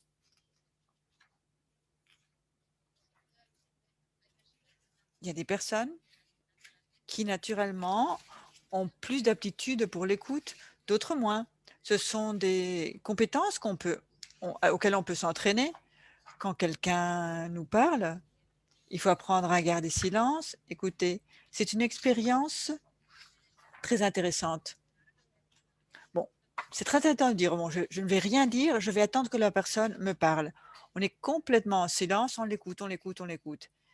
Et on s'impose à soi-même, je ne vais rien dire. Mais tu dois lui démontrer que tu es en train de l'écouter quand même, sans rien dire. Donc, il faut utiliser des phrases ou des mots comme oui, très bien, avec les yeux, avec les gestes du corps. Tu lui démontres que tu l'écoutes, mais tu ne dis rien. Et c'est vraiment difficile. Je vous invite à faire l'expérience avec quelqu'un de votre famille, avec un élève. C'est très difficile, mais c'est très intéressant. Il faut y travailler. Il faut savoir être très longtemps en silence et écouter. Apprendre à écouter, c'est fondamental. Donc, je vais passer très vite parce que vous connaissez sûrement cela. des erreurs de l'auditeur. Il faut se préparer à l'écoute. Nous avons une conversation importante devant nous. Même si nous devons affronter une conversation difficile, il faut se préparer. Donc, je vais me concentrer à l'écoute. Je vais écouter cette personne qui vient pour me raconter une situation, un défi, un problème. Je vais me préparer. Il faut être conscient et se préparer. Le contrôle de soi-même est très important lors de l'écoute. Cette présentation, je vais vous la donner. Toutes ces diapositives. Demain, je vais la passer aux organisateurs du cours. Donc, vous l'aurez à votre disposition. Donc, il y a différents niveaux d'écoute. Ceci m'intéresse. Normalement, vous pouvez faire ce test. Nous écoutons d'une façon filtrée. L'écoute filtrée, là, il s'agit quand nous sommes centrés sur nous-mêmes. Quand, par exemple, ton mari, ton fils ou un élève te parle et te dit « Mais quelle journée j'ai eu aujourd'hui, tout ce qui m'est arrivé ». Et toi, tu lui dis « Et si moi, je te racontais la mienne ?» Et toi, tu commences à lui raconter ton propre vécu de cette journée, au lieu d'écouter ce que ton fils, ton mari, ton élève voulait te raconter et qui a commencé la conversation et qui avait l'air d'avoir besoin de raconter quelque chose. Et quand nous, on met en relation tout ce qu'on nous raconte avec notre vécu, avec nous-mêmes, nous centrons ce problème sur nous-mêmes. Une écoute empathique, par contre, là, il s'agit de mettre l'accent sur l'autre personne. Il s'agit de l'autre personne, pas de nous, de la personne qui nous parle, l'orateur. C'est son moment, ce n'est pas notre moment. Il faut se centrer sur ce qu'il est en train de nous dire, ce que je dois comprendre. Je veux l'écouter, je veux le comprendre.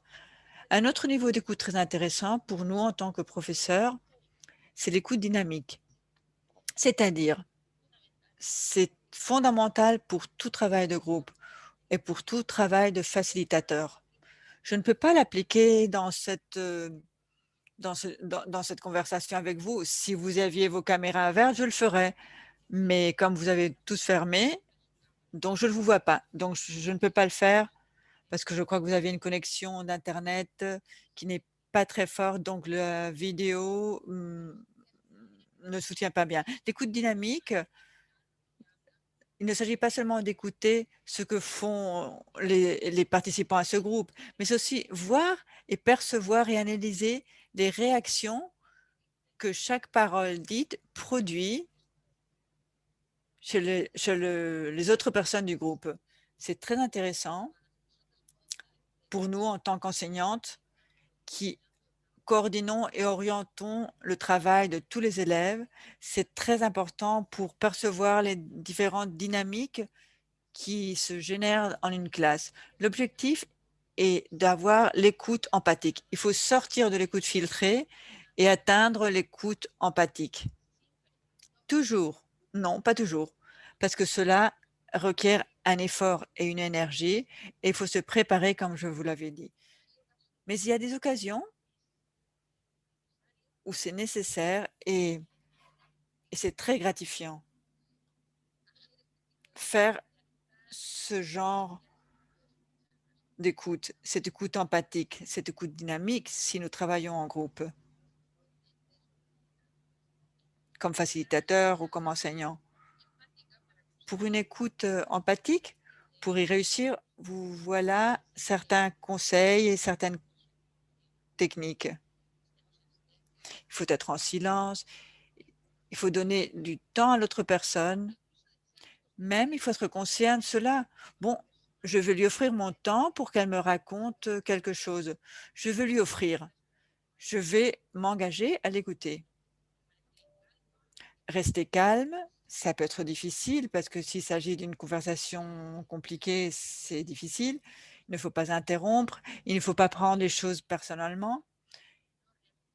Il ne faut pas réagir de manière incontrôlée. S'il vous plaît, comprenez-moi.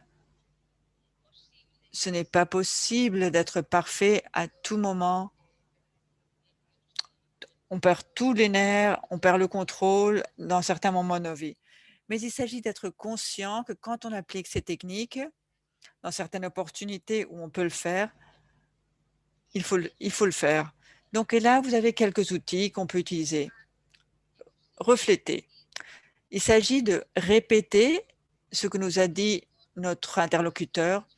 Et à quoi ça sert cette répétition? On peut lui offrir comme ça à l'interlocuteur l'opportunité de retirer ses paroles ou au contraire de les confirmer. Par exemple, si un élève me dit je déteste le droit international public », bon, moi je peux lui dire tu détestes, tu es en train de me dire que tu détestes le droit international public. Et quand l'élève m'entend répéter ce mot, il dit non, en fait non, c'est pas exactement que je le déteste, c'est plutôt que je ne le comprends pas, je ne comprends pas le sens du droit international. Donc là, tu as fait vraiment un travail de changer un peu son discours. Donc je t'écoute tellement attentivement que je peux répéter ce que tu me dis. Donc ça sert aussi pour nous assurer que nous avons bien compris ce que l'orateur dit.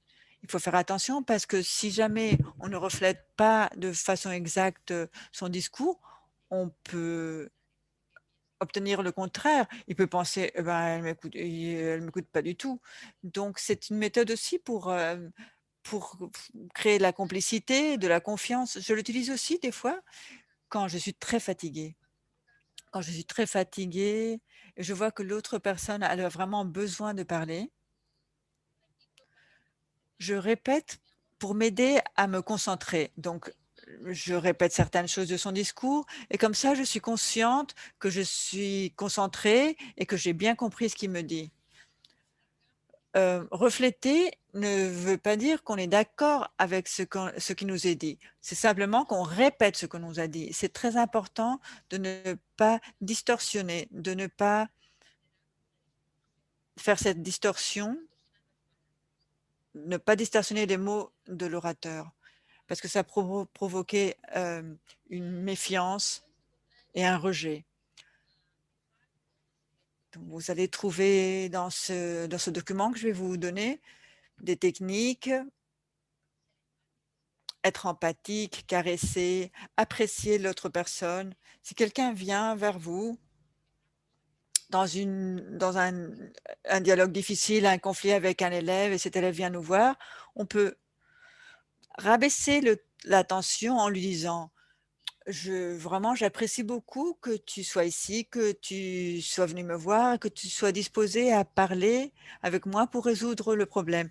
Et ce contexte va changer grâce à cette appréciation que nous faisons du geste de l'élève. Ça fonctionne très bien. Ce n'est pas facile. Aucune de ces techniques est facile. Il faut faire très attention aussi à notre langage corporel.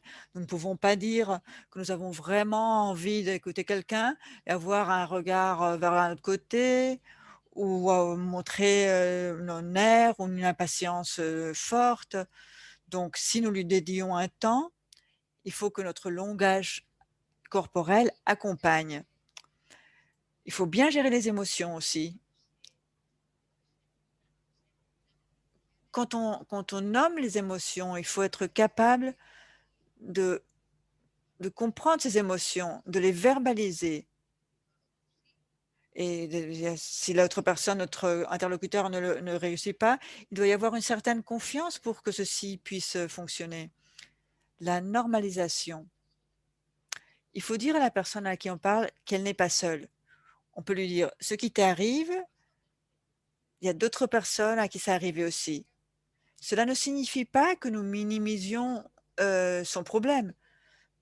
Pas tous les comportements, pas tous les événements peuvent être normalisés, mais la réaction peut être normalisée. Si une élève vient et vous dit: «Il y a un étudiant qui est venu et qui lui a fait une agression sexuelle», tu ne peux pas lui dire: «Oh non, ne t'en fais pas, cela arrive à beaucoup de femmes». Non, il ne s'agit pas de ça. C'est très grave ce qui t'est arrivé, mais ta réaction de peur est normale. C'est normal que tu sois terrorisé c'est normal que tu sois dans la situation dans laquelle tu es. Ta réaction est normale. L'expérience n'est pas normale. Donc là, j'avance vite. Vous avez des outils.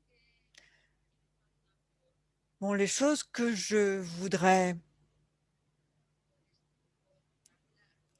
encore vous raconter, je voudrais que vous regardiez ceci. La motivation de l'élève est vraiment fondamentale. Si vous voyez cette roue de la motivation, vous voyez deux types de personnalités. Une personnalité qui va vers l'approximation, qui se confronte aux problèmes, et l'autre personne, celle d'en bas, c'est ceux qui essaient d'éviter les problèmes. Donc, il y a des qualités, des atouts, des éléments de motivation qu'on peut utiliser. Chacun d'entre nous a un profil de motivation qui est très en relation avec nos valeurs, avec les valeurs que nous possédons. Et trouver la motivation de l'élève est fondamental. Ça peut aider beaucoup cet élève. Donc, tout ce que vous pouvez enquêter, savoir sur les motivations de vos élèves, sur leurs valeurs, à mon avis, c'est fondamental. Et il s'agit, à la base, d'appliquer toutes ces techniques pour établir une relation plus proche avec des élèves et les aider dans ce processus d'apprentissage. De ce processus d'apprentissage dont nous parlons depuis le début de la séance. Dans cette présentation, vous allez trouver aussi certaines références à l'art de poser des questions que je trouve fondamentales. Donc, je ne reviens pas sur ce thème. Je vais finir cette présentation en disant, si nous mettons en marche tous ces processus et nous appliquons ces techniques, c'est très important aussi qu'à la fin, nous faisions une évaluation, que nous demandions aux élèves. Nous pouvons être satisfaites, c'est fondamental que nous le soyons, mais c'est très important que nous demandions aux élèves si ces techniques les aident. Qu'est-ce que cela a signifié, ce processus pour eux? Que signifie cette méthodologie pour eux? Il faut l'adapter en fonction du feedback, des réponses que nous recevons des élèves. Je crois que comme j'ai très peu de temps, je vais m'arrêter ici. Il y a beaucoup d'autres choses dont on aurait pu parler. J'aurais aimé parler avec plus, mais je crois que je vous donner quelques idées, quelques clés que certains d'entre vous avaient déjà explorées de leur côté. Et vraiment, je vous encourage à continuer cette exploration. C'est fondamental de recevoir. C'est une opportunité fantastique, celle de pouvoir organiser ces processus d'apprentissage, ces processus ou d'autres processus, aider les élèves. Nous sommes en train de les accompagner dans des moments très importants de leur vie. Je crois que cette période universitaire est un moment particulièrement beau pour beaucoup de jeunes, pour beaucoup de personnes qui sont à l'université. Il s'agit de profiter de cette opportunité, de définir de la meilleure des façons possibles, en étant en même temps créatrice et innovatrice, donner un nouveau rôle à ce rôle d'enseignante. Merci beaucoup de m'avoir invité, de partager avec vous ce petit moment. Muchísimas gracias, Alicia. Merci, Alicia. Muchísimas gracias a todas las participantes. Merci à toutes les participantes. Realmente ha sido una sesión Réellement, ça a muy été une séance inspiradora, très inspiratrice, y muy interesante. très intéressante. Y espero que haya sido también esto para todas ustedes. Que vous l'ayez perçu aussi. Sí. Bueno, yo nada, quería simplemente dar las gracias. Je voudrais simplement remercier. Quería decir que esto es, bueno, para nosotras una experiencia apasionante poder compartir estas sesiones de intercambios con todo un gran número de profesoras de la Universidad Mohamed I. Espero que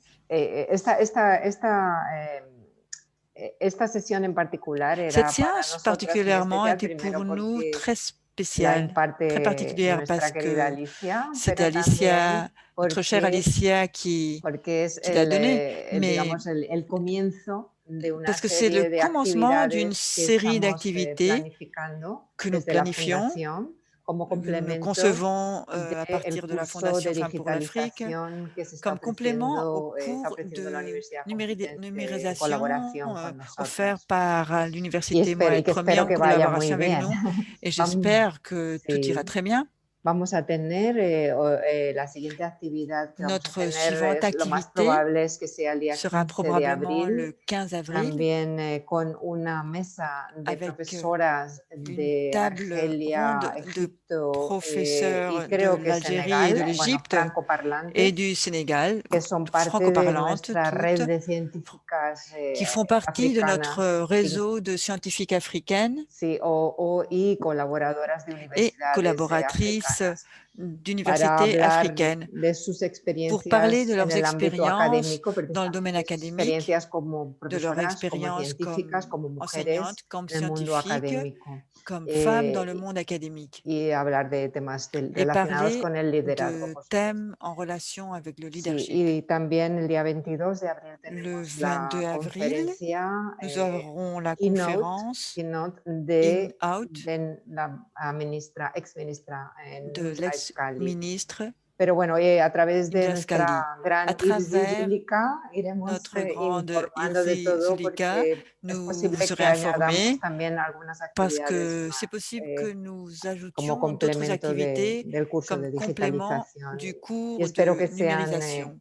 J'espère qu'elles seront productives et inspiratrices et intéressantes. La verdad que es una gran satisfacción ver que nous sommes très heureuses de voir, Alicia, je pense que pour toi aussi c'est ainsi, que toutes ces participantes d'aujourd'hui ont été connectées tout au long de la séance, elles ont été très attentives. Merci beaucoup. Merci Madame Irsi pour votre aide, pour votre collaboration. Nous sommes ici à votre disposition pour continuer notre travail de leadership, de renforcement du leadership des femmes. Merci beaucoup. Et... Oui, merci beaucoup à vous, Madame Teresa Langle, directrice générale de la Fondation Mujeres por Africa, de l'intérêt que vous manifestez envers l'université et la région. Je voudrais informer mes collègues que nous avons pu décrocher un deuxième projet très intéressant que nous allons démarrer dans les jours à venir au profit des étudiantes. Et il y a encore un troisième projet qui est déposé pour lequel j'aurais besoin de certaines des compétences présentes ici. Je voudrais remercier beaucoup Mujeres por Africa pour la mise en œuvre de ces activités. Et je remercie en particulier Madame Alicia pour cette conférence très enrichissante qui nous a donc fait voyager à travers nos classes, nos amphis, nos espaces au sein de l'université. C'est dommage, le temps ne va pas nous le permettre, donc il est déjà 18h un peu passé pour débattre, mais je voudrais vous proposer, sans prendre même l'avis de mes collègues, qu'un jour, je vais demander à mes collègues, celles qui se portent volontaires, pour faire une conférence à travers Mujeres por Africa pour dévoiler des compétences de l'Université Mohamed Ier. Il y a parmi nous des femmes, des enseignantes qui ont un parcours assez enrichissant et qui travaillent sur différents domaines. Donc, on peut choisir un thème ou deux thèmes et j'inviterai mes collègues à faire des propositions et puis je vous contacterai à ce sujet et elles pourront animer elles-mêmes leur expérience au sein de l'Université Mohamed Ier. Donc, une deuxième fois, je réitère mes remerciements à vous, aussi à notre collègue Alicia, que je vais tutoyer. Merci beaucoup, chère Alicia. J'espère qu'on pourra vous revoir une autre fois. Et je remercie beaucoup mes collègues qui ont répondu présentes. Celles qui n'ont pas pu être parmi nous, elles sont en cours en TP. Nous essayerons de leur transmettre la diffusion puisque vous l'avez enregistrée. Donc, merci beaucoup et espérons que cette collaboration se poursuivra et qu'on pourrait donc vraiment faire rayonner les femmes de l'Université Mohamed Ier et je dirais aussi les femmes de notre continent africain, puisqu'on va donc passer à une autre démarche, le réseautage des femmes au niveau de ce vieux continent. Merci, chère amie Teresa, merci Alicia et merci à vous toutes. Au revoir madame. Au revoir. Au revoir. Toutes. Au revoir. Et bon rétablissement à votre fille, madame Alicia. Sauf pour les dames. Merci, madame. Merci. Au revoir.